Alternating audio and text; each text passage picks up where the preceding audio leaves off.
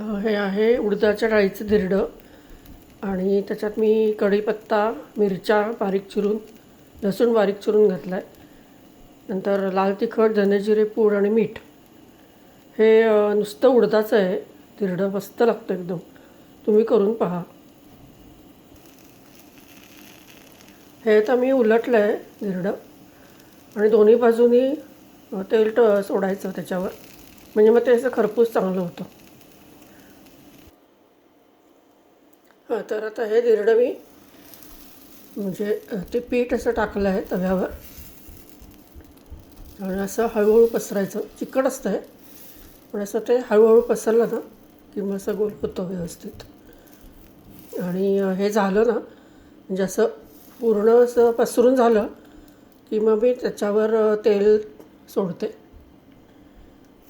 म्हणजे मग ते व्यवस्थित भाजलं जातं.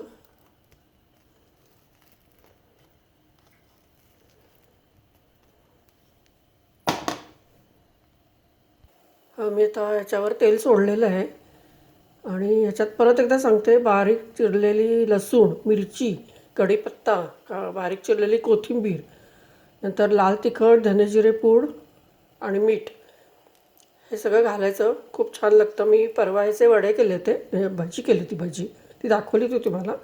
तर त्यातलं जे उरलेलं पीठ आहे ना ते आत्ता मी याची धिरडी घेतली आणि आता हे मी उलटून दाखवते तुम्हाला.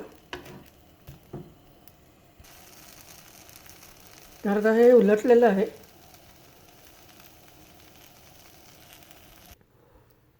तर ही अशी धिरडी उरलेल्या पिठाची झालेली आहेत, उडदाच्या पिठाची.